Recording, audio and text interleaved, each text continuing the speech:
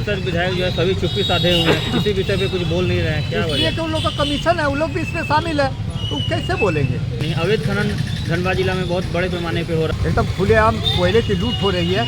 कोयले पर किसी भी तरह का नियंत्रण नहीं है।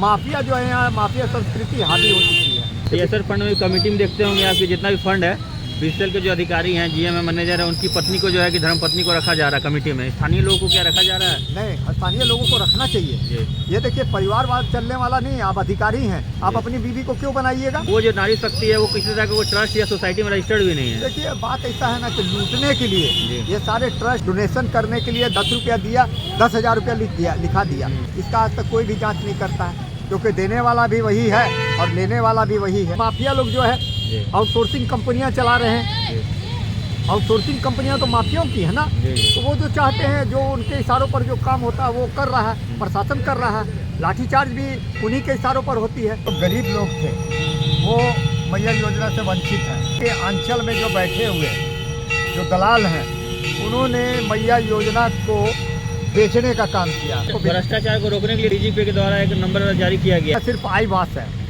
आपने देखा होगा गोविंदपुर के सीओ पर हमला हो गया, क्या कार्रवाई हुई? खनन विभाग के लोगों पर हमला हो गया, क्या कार्रवाई हुई?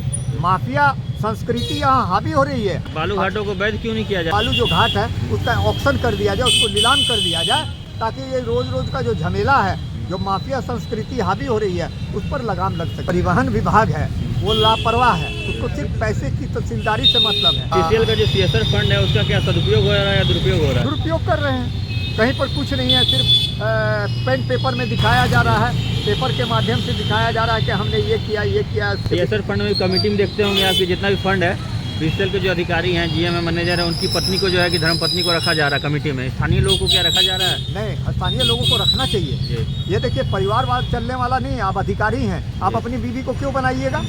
आप इसमें कमेटी में अपनी बीवी को क्यों रखिएगा? आप आज हैं, कल नहीं रहिएगा। और वो जो नारी शक्ति है वो किसी तरह का वो ट्रस्ट या सोसाइटी में रजिस्टर्ड भी नहीं है। देखिए, बात ऐसा है ना कि लूटने के लिए ये सारे ट्रस्ट फलाना ढकाना डोनेशन करने के लिए 10 रुपया दिया, 10,000 रुपया लिखा दिया। तो ये सब चीज़ें दलालों के माध्यम से ये सारी सेटिंग होती है। तो वहाँ सर इतना करना है, 5 लाख दे दीजिए, 10 लाख दे दीजिए। उसमें कितना पैसा वहाँ जाता है, इसका आज तक कोई भी जाँच नहीं करता है, क्योंकि देने वाला भी वही है और लेने वाला भी वही है।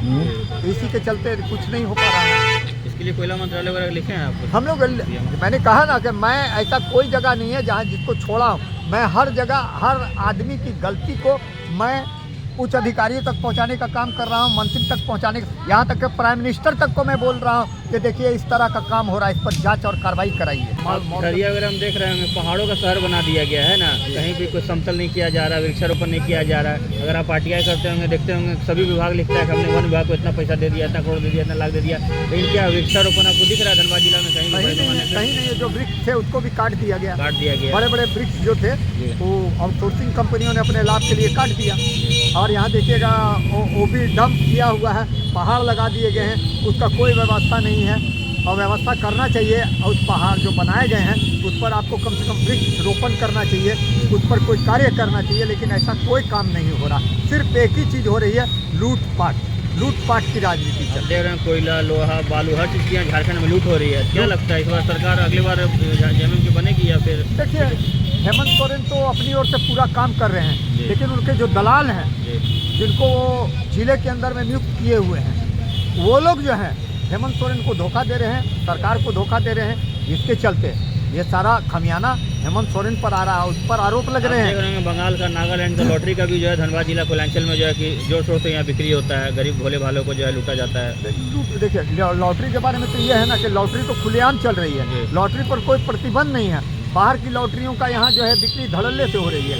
इस पर कुछ दिन पुलिस जो है पैसा लेने के लिए छापामारी करती है, जब उसका सेटिंग हो जाता है तो बंद हो जाती है, छापामारी बंद हो जाती है, खुलेआम फिर चालू हो जाता है। ये पूरे कोयलांचल क्षेत्र में ये जो है कोड़ की तरफ फैल गया है, इसको रोक पाना बहुत मुश्किल है। अब एक मामला देखो गिरिडीह में अमरकांत सिन्हा पे जो है ईटीवी के पत्रकार पे हमला हुआ है ना, मारपीट हुआ, वो टैक्स वसूली में। इस पर क्या कहना है? पत्रकार के लिए कोई तरह सुरक्षा कानून लागू होना चाहिए कि नहीं? पत्रकारों के लिए तो सुरक्षा की मांग हम लोग हमेशा करते आए हैं कि पत्रकार जो हैं ये चौथा स्तंभ है और इनको बोलने की पूरी आज़ादी होनी चाहिए। मगर माफिया जो है इसको दबाने का काम करते हैं, जिसके चलते इस तरह की घटनाएं होती हैं।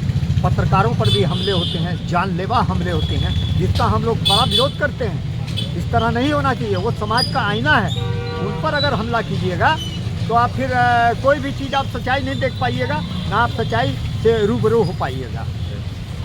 क्या धनबाद में प्रदूषण वगैरह पे रोकथाम लगा है या कंपनी द्वारा किसी तरह कोई पहल किया जा रहा है? देखिए, ऐसा तो कुछ नहीं है। प्रदूषण तो दिन ब दिन बढ़ रहा है, प्रदूषण पर तो कोई रोक नहीं है, कोई प्रदूषण पर कोई काम नहीं हो रहा है। ये मैया योजना के बारे में आप देख रहे हैं विपक्ष के द्वारा जो है कि WhatsApp group, Facebook, social media में तरह तरह की मतलब कि दिग्भ्रमित किया जा रहा है जनता को, तो क्या करना है आपको? देखिए, कहना यही है कि जो लोग गरीब लोग थे वो मैया योजना से वंचित हैं। पूंजीपति महिलाओं को भरपूर लाभ दिया गया। इसमें क्या है कि अंचल में जो बैठे हुए जो दलाल हैं उन्होंने मैया योजना को बेचने का काम किया पूंजीपति महिलाओं के हाथों में। बाहरी कंप्यूटर ऑपरेटरों को बैठा दिया गया है जो खुलेआम पैसा ले रहे हैं। आज भी मैं गया था, खुलेआम पैसा लिया जा रहा था और उन लोगों को योजना का लाभ दिया जा रहा है। बाकी गरीब जो लोग हैं जो पैसा नहीं दे सक रहे हैं वो लोग इस लाभ से वंचित हो रहे हैं। हमने माननीय मुख्यमंत्री जी को भी लिखा कि ये जो मैया योजनाएं जो चलाई जा रही हैं इसमें गरीबों को लाभ नहीं मिल रहा है। अमीर और बिचौलिए दलाल जो हैं इसमें हावी हैं और उन लोगों को लाभ का फ़ायदा मिल रहा है। बाकी जिन लोगों को मिलना चाहिए, और मैं एक चीज़ और बोल देना चाहूँगा, एक एक घर से 5-5 महिलाएं जो जिनके यानी कि समझ लीजिए करोड़ों की बिल्डिंगें हैं, गाड़ियां हैं, मतलब उद्योगपति जिनको कहा जाएगा, उन लोगों ने भी जो है इसका भरपूर लाभ लिया और एक एक घर से 5-5 महिलाएं द्वारा इसका लाभ लिया जा रहा है। ऐसे लोगों क्या आप लिस्ट बना के जो है कि अपना लेटर पैड पर लिख के कहीं मांग किए हैं इन लोग का रद्द करने के लिए? हम लोग मुख्यमंत्री तक को भेजे हैं, हम लोग इस बारे में लिखे हैं, इसका जांच होना चाहिए। देखिए, गलत लोगों के हाथों में पैसा जा रहा है। जो माननीय हेमंत सोरेन जी ने कहा था कि महिलाओं को लाभ दिया जाएगा, किन महिलाओं को दिया जाएगा? जो बहुत पैसे वाले हैं उनको दिया जाएगा या मध्य वर्ग के लोग जो हैं उन लोगों को दिया जाएगा? उन बच्चियों को दिया जाएगा जो पढ़ रही हैं, जिनको फीस देने का पैसा नहीं है, उन लोगों को इस पैसे से लाभ मिलेगा। बाकी पूंजीपति तो ले रहे हैं, लेकिन वोट देने के टाइम तो लोग बीजेपी को वोट देते हैं। आप देखेंगे धनबाद झरिया जो है भाजपा सीट निकला है ना, बाघमारा, तो क्या उन लोग तो गोगो योजना के मतलब आश्वासन पे मिला, लेकिन अब तो गोगो योजना लागू झारखंड में होगा नहीं, क्योंकि बात ऐसा है ना, यहाँ गोगो का कोई प्रश्न ही नहीं उठ रहा था क्योंकि लाभ मिला ही नहीं। लेकिन हेमंत सोरेन जी ने जो इलेक्शन से पहले 1-1 रुपया दिया, वो आश्वासन को पूरा किए, वो इसमें कोई दो मत नहीं है। क्या वजह रहा कि धनबाद झरिया और बाघमारा सीट आप लोग हार गए? यहाँ जो झारखंड मुक्ति मोर्चा, कांग्रेस, आरजेडी के लोग थे वो लोग बीजेपी के आगे बिक गए, वो लोग पैसा ले लिए, वोटिंग नहीं करा पाए शहर के अंदर, इसीलिए ये हाल रहा। नहीं तो यहाँ भी कांग्रेस का शासन होता, ये भी सहयोगी में शामिल होते, लेकिन यहाँ जो था पैसे का खेल हुआ। हम बड़े नेता हैं, सब ने पैसा ले लिया। अब देखे होंगे चंदन के आरी में प्रधानमंत्री आए थे, वहाँ पे लोग बीजेपी को हरा दिया, और धनबाद और झरिया में तो देखिए वहाँ ईमानदारी से काम हुआ ना, वहाँ जेएमएम के लोगों ने ईमानदारी से काम किया। लेकिन धनबाद कोयलांचल क्षेत्र जिसको कहा जाता है, धनबाद मानते हैं कि धनबाद झरिया बाघमारा में आपका जेएमएम संगठन कमजोर भी है और बिकाऊ भी है।